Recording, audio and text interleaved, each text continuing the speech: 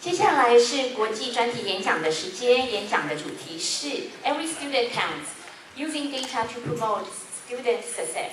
我们邀请到台湾校务研究专业协会理事长黄荣春黄理事长担任主持人，邀请到的贵宾是美国校务研究协会副理事长 Appel。让我们欢迎主持人黄理事长来为我们介绍今天专题演讲的贵宾。欢迎黄理事长。I think now everybody knows Dr. Michelle Appel because her name has been announced many times. But to repeat again, he's now vice president of the Association of Institution Research because Taiwan AIR has been implemented in the turn of the last year. So now we have a 2-year history. But even so short, we have now been an affiliated organization of the United States AIR. So it's an honor to us. And so I think Michelle is now playing a very big, important role in the United States AIR. So I'm glad to introduce her to give this keynote speech. And his speech will focus on students. So the title of this keynote speech is Every Student Counts.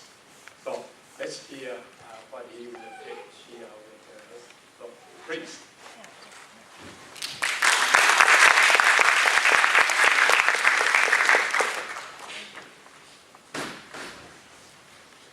Good morning. Ni hao. Did I get that right? Hello from AIR, and it is my honor and my pleasure to be here. Thank you for your gracious hospitality.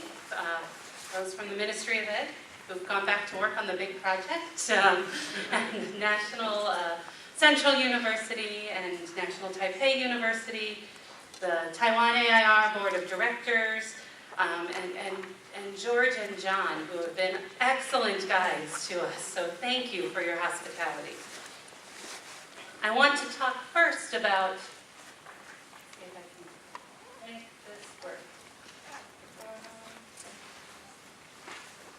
Maybe it's not. There we go. About the title of this talk. So in the United States, the word count has two meanings. One meaning is about the mathematical operation of counting students, right? The other meaning is about the importance of students.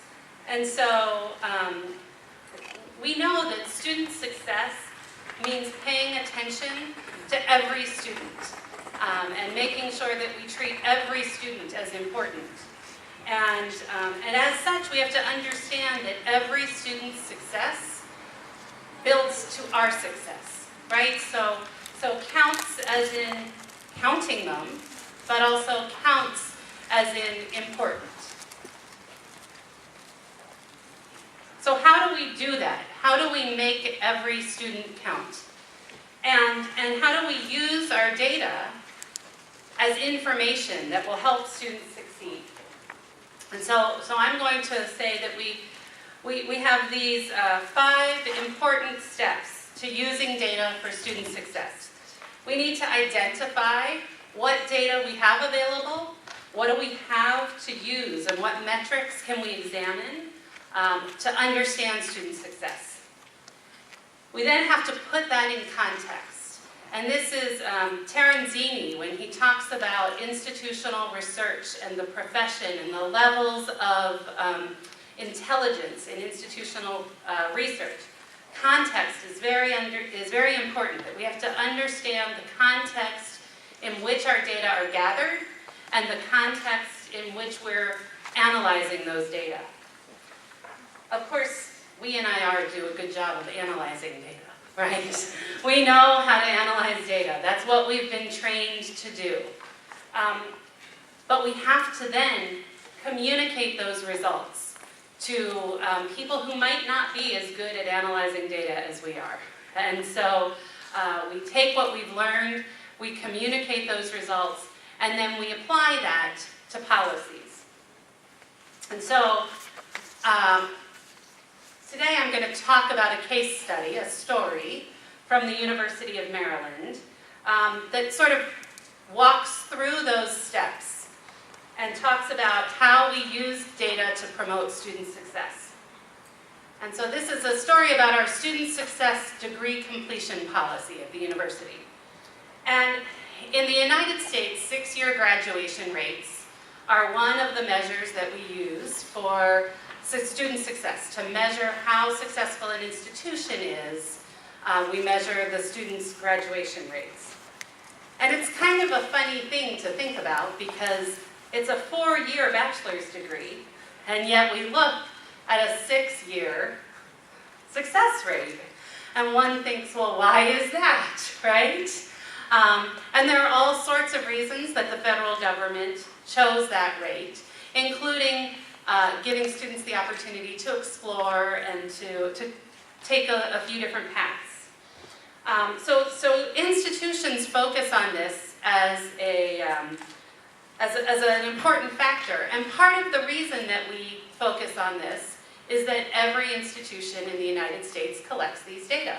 And so we can compare these data across institutions.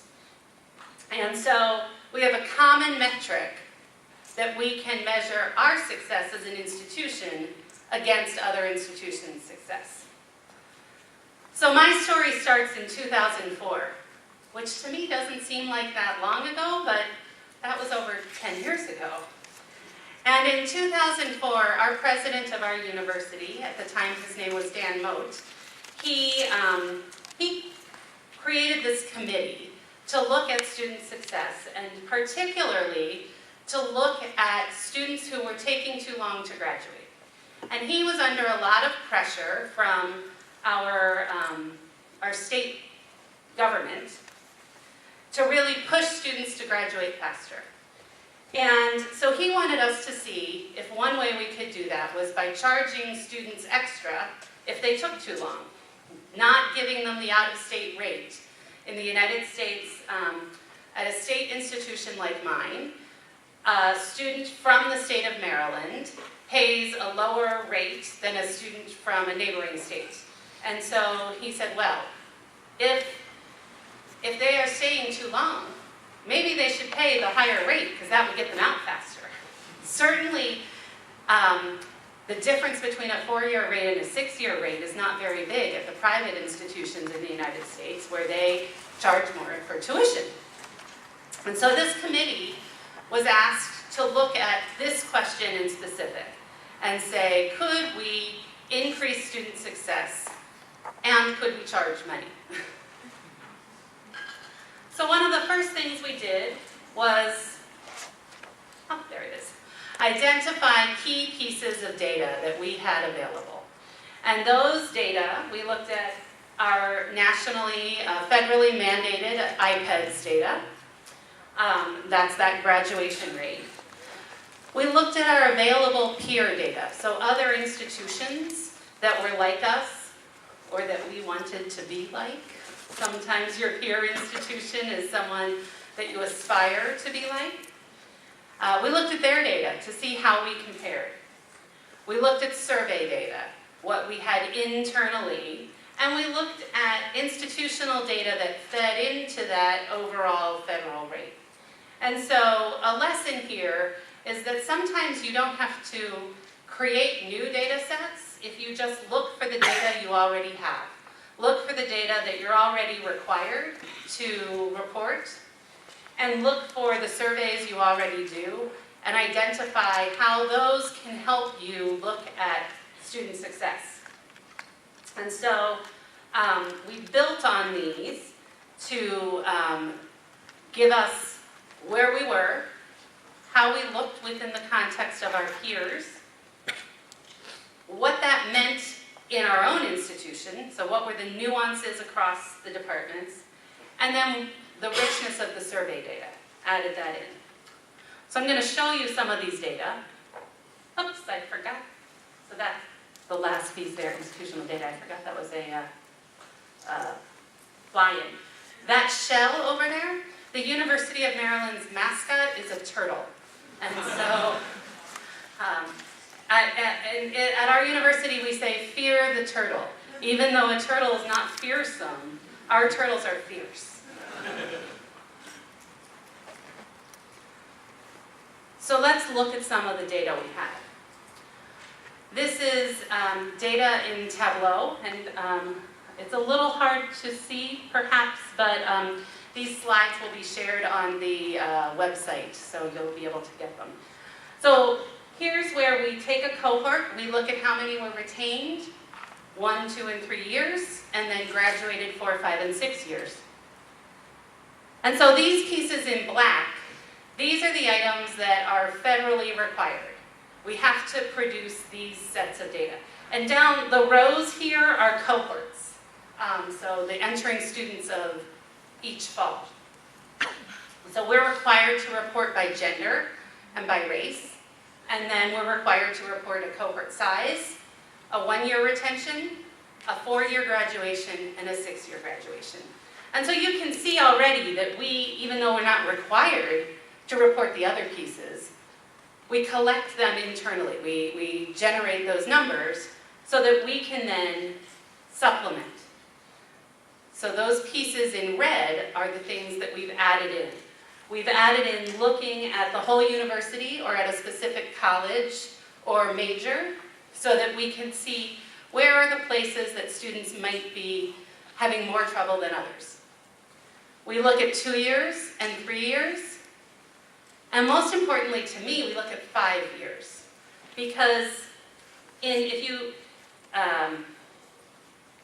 focus here, across these cohorts, in fall 1999, which was sort of the cohort that in 2004 we could look at, in fall 1999, we had a 76.9 graduation rate after 6 years, which is terrible compared to Taiwan institutions, but it's not so bad in the United States. But what was really appalling to me was that only 50% of our students graduated in 4 years. 50%. And if we put that in context, 90% of our students on a survey, a beginning student survey, 90% of our students said they expected to graduate within 4 years of starting. So they entered the university thinking they were going to graduate in 4 years. 72% of sophomores said they would graduate in 4 years from the time they started. So it only took them 1 year, and they already had their expectations plummeting. What was going on? By the time they were juniors, after beginning their 3rd year, only 2/3 of them thought they'd graduate in 4 years. Now, that's sad. For me, that is heartbreaking, because you're seeing that decline in their own expectations for themselves. And 54% of them for this set of data, 54% of them actually graduated within 4 years. Now, arraying the data like this was the first time we had done this as an office. And it was part of this committee work, because we had faculty members saying, well, what does it matter if they don't graduate in 4 years? They want to study abroad. They want to do internships. They want to take 2 degrees. So maybe they don't want to graduate in 4 years. And we could show these data and say, oh no, they came here wanting to graduate in 4 years. Something happened to their expectations along the way. And if we looked at our peer data, and I want to give a shout out here to Bridget Milner from Indiana University, because this Tableau is on the public Tableau site. So if you go to public.tableau.com and you look up Bridget Milner, you'll find this. And what she's done is she's pulled all of the peer data for the Big Ten. The University of Maryland's part of the Big Ten. She's pulled all of our common data set, which is a voluntary set of data that we all agree on the definitions and submit. And she's pulled IPEDS, that federal data, put it all in one reporting data set, and then built this dashboard that we could all use. And it's fabulous. And so, just a little shout out here to the power of creating your own data sets. You're very fortunate that the Ministry of Education will give you access to a collaborative data set and to a big data warehouse. We don't have that in the United States right now, but we have each other, and we share among each other, and so this peer data is valuable. So now let's look here. Maryland is the one in red. We have some room to grow. We are 13 points behind the institution at the top. Now the institution at the top is Northwestern University. And Northwestern University is a private, very expensive university. So we're probably never going to get to their numbers because it costs a lot and students want to leave. And this was the reason for our president wanting to do this 6-year policy. But we're 13 points behind them. There's a lot of room to grow. And so let's think on the context here. So what was happening is that we did not welcome our students. At the first day of orientation, we didn't welcome them as a graduating class. We welcomed them as an incoming class. So they just graduated from high school in 2004, and then we said, welcome 2004 incoming class to the University of Maryland. We set no expectation. Even though our president had set an expectation, there was in policy and in the catalog an expectation that all students will graduate in 4 years.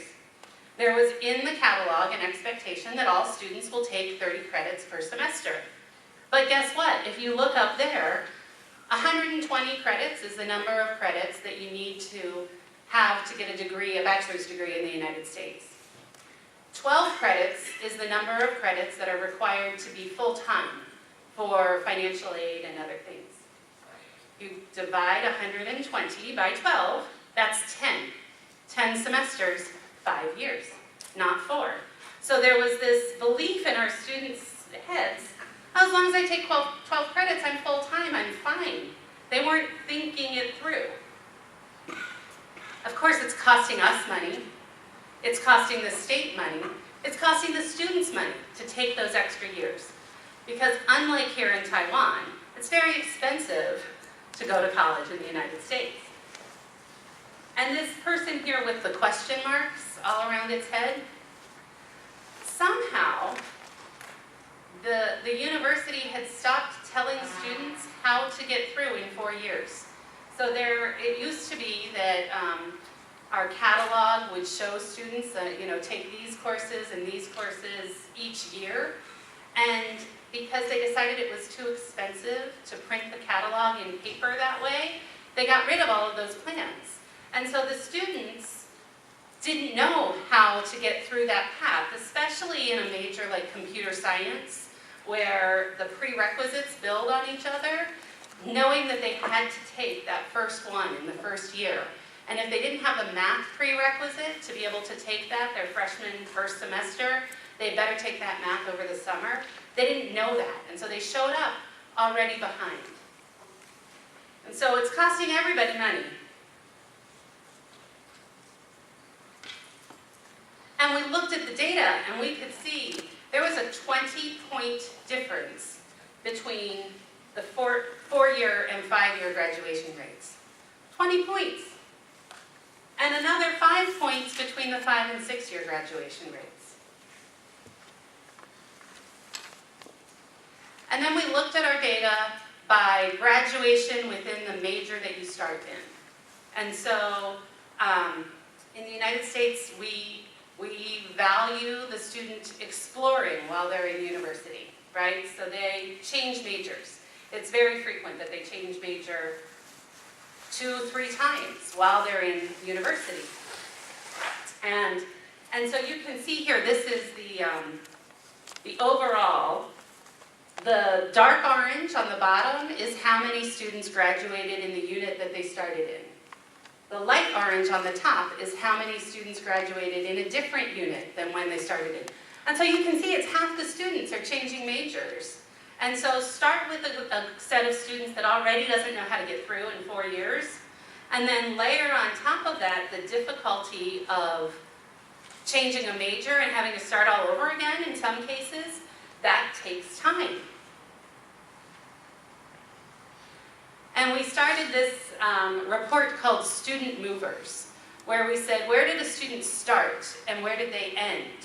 And this graph is for our College of Computer, Math, and Natural Sciences. And so these students, they're the ones in blue.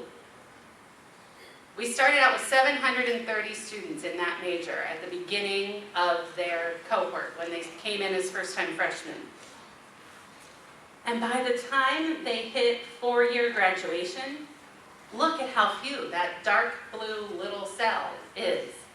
And so they're moving out of that college and going to, blue is retained, I'm sorry, dark orange is how many graduated. But still, half of them. And so they're moving out, and the biggest college that they're moving to, and I'm going to point to it here, is this one.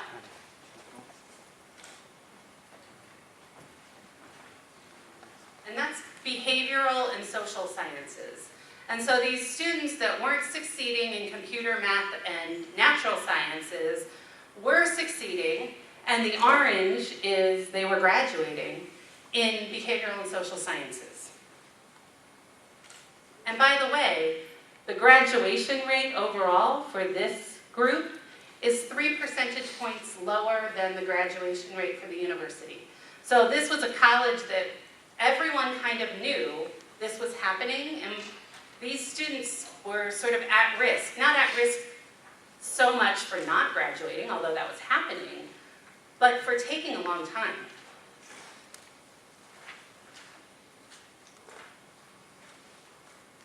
So what we did was, my office randomly selected a group of transcripts from, or a group of students to pull transcripts from students who were started in computer, math, and natural science, and then moved to behavioral and social sciences. Not necessarily graduated, just moved. And then we had the advisors look at these transcripts, because the advisors know that content.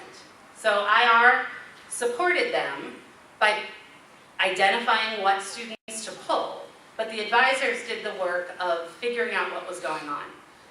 And what they found was, if a student changed their major prior to 60 credits, they had much higher graduation rates than students who changed their major unsuccessfully, essentially. They stayed in that old major into their junior year, and they didn't get out soon enough.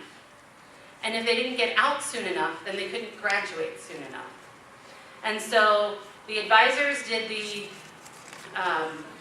content analysis of the transcripts, and then IR helped to put the statistics together. And so it was, for the group that stayed unsuccessfully into their junior year, their graduation rates ranged from 46 to 63%, really low. Whereas the students who moved over successfully, their graduation rates were 81. So really a big difference. And so we communicated these findings.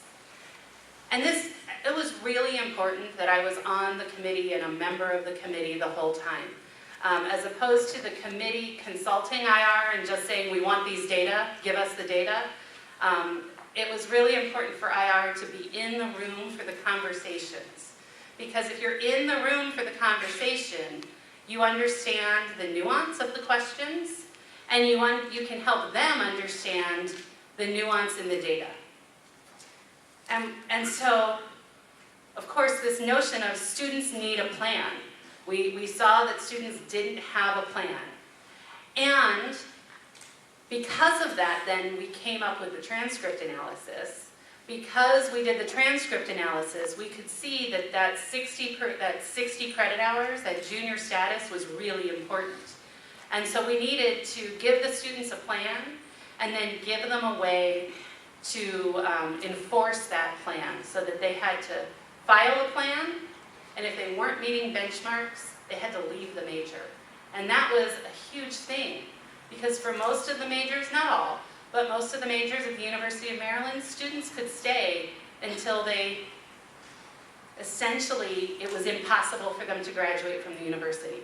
They could just hang around unsuccessfully in this major and not move to where they'd be successful. And the other thing, being in the room helped, was that there was a lot of sense of feeling overwhelmed by this problem among the committee members. How were they going to move this graduation rate? How was that going to happen? And as an IR person, I could say to them, well, you know that 1 percentage point is just 40 students. Now, I'm trained as a social psychologist, and there's a theory in social psychology called even a penny, that you value small contributions. And this is the way that you value a small contribution, right? You don't have to change the behavior of all the students at the university. You don't have to change the behavior of 4,000 students in a cohort. You just have to find 40 students to help. And when you put it like that, just find me 40 students. You don't even have to find 40, find me 5. And you've now increased the, incrementally that student success rate. And so valuing that small change was really helpful. The other thing was that they were so focused on the 6-year rate, they hadn't thought about the 4-year rate. And so we would meet in a building on campus where the admissions tours walked around. And one day we heard the admissions tour underneath us. And it was a day we were talking about this difference between a 4-year rate and a 6-year rate. And I said, are any of us willing to go out there and tell those students and parents, you got a 50-50 shot of getting out of here in 4 years? None of us wanted to do that, right? None of us. And so instead of focusing on the federally mandated rate, we started thinking about that 4-year rate. And so the communication lessons there are, you have to make this clear and simple and actionable. We can't, the undergraduate dean at the time is a wonderful woman, cared deeply about students, English faculty member. She could not understand the difference between a percent change and a change in percentage points. I was forever saying, no, we're talking about percentage points, not percent change. She could understand 40 students. And she started walking around telling everyone on the campus, just find me those 40 students. Find me those, it's your job to find me those 40 students. She didn't even know where she had heard it from. She just knew she